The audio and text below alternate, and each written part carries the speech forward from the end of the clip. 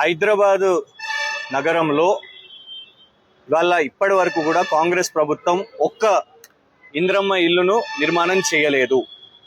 ప్రత్యేకంగా మా కంటోన్మెంట్ నియోజకవర్గంలో ఎన్నికల్లో ప్రచారానికి వచ్చినప్పుడు పొంగులేటి శ్రీనివాస్ రెడ్డి గారు స్థానిక ఎమ్మెల్యే శ్రీ గణేష్ వాళ్ళిద్దరు కూడా ప్రచారంలో అప్పుడు కాంగ్రెస్ పార్టీని గెలిపిస్తే 6,000 ఇంద్రమ్మ ఇళ్లను నిర్మాణం చేసిస్తాము అని వారు చెప్పడం జరిగింది.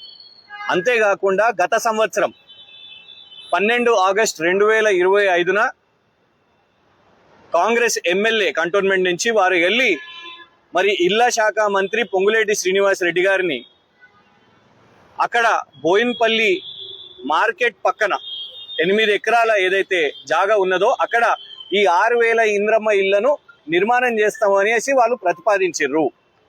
కానీ దారుణం ఏంటంటే కరెక్ట్గా 10 నెలల్లోనే ఇవాళ ఆ ప్రభుత్వ భూమిని ప్రైవేట్ వ్యక్తులు మొత్తం కూడా అక్కడ కబ్జా చేసుకొని దాని చుట్టూ ప్రహారీ నీలిరంగు షీట్లను అక్కడ నిర్మాణం చేసుకుంటుంటే మరి ప్రభుత్వం ఎందుకు గప్చుపున్నది, ఎందుకు మా ఎమ్మెల్యే గారు గప్చుపున్నారు అని నిన్న ముఖ్యమంత్రి గారికి లేఖ రాస్తూనే ఇవాళ గౌరవ హైదరాబాద్ కలెక్టర్ గారికి కూడా ఇవాళ మేము మరి రిప్రజెంటేషన్ ఇచ్చి కలెక్టర్ గారిని ఒకటే కోరినాం.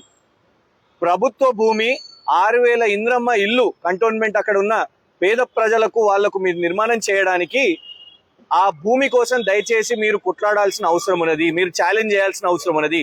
ప్రైవేట్ వ్యక్తుల చేతుల్లో సుమారు 800 కోట్ల నుంచి 1000 కోట్ల ప్రైమ్ ల్యాండ్ ఇవాళ వెళ్ళిపోతుంటే మరి ప్రభుత్వం ఎందుకు కొట్లాడతలేదు, కనీసం దీన్ని ఎందుకు ఛాలెంజ్ చేస్తలేదు అనేది ఇవాళ గౌరవ కలెక్టర్ గారికి మేము కోరడం జరిగింది. గౌరవ కలెక్టర్ గారు కూడా సానుకూలకంగా వారు కూడా మరి మేము పెట్టిన రిప్రజెంటేషన్ ని తీసుకోవడం జరిగింది.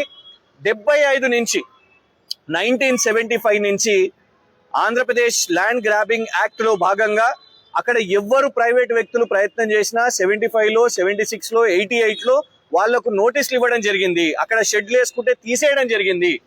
2007లో కూడా గతంలో మహాలక్ష్మి మోటార్స్ అని అక్కడ షోరూమ్ పెట్టుకోవాలని ప్రయత్నం చేసి షెడ్యూల్ వేస్తే దాని మీద కూడా ప్రభుత్వం అప్పుడు కోర్టు కేసులు వేసి వాళ్లకు నోటీసులు ఇచ్చి అక్కడికి వెళ్ళి తీసేయడం జరిగింది.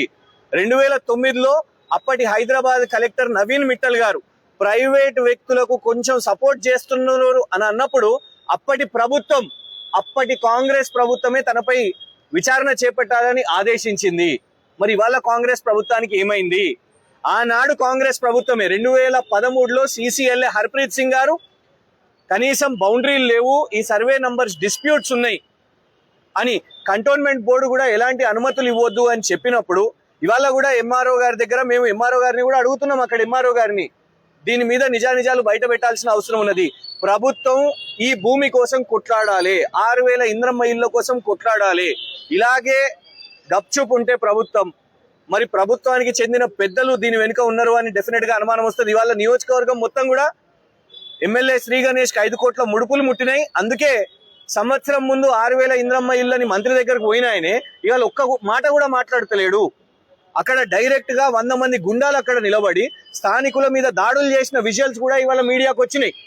ఇవన్నీ అంశాలను ఈ 3 పేజీల్లో గత ప్రభుత్వాలు ఎంత ఈ భూమి కోసం కొట్లాడినాయి, ఈ 800 కోట్ల జాగను కాపాడినరు.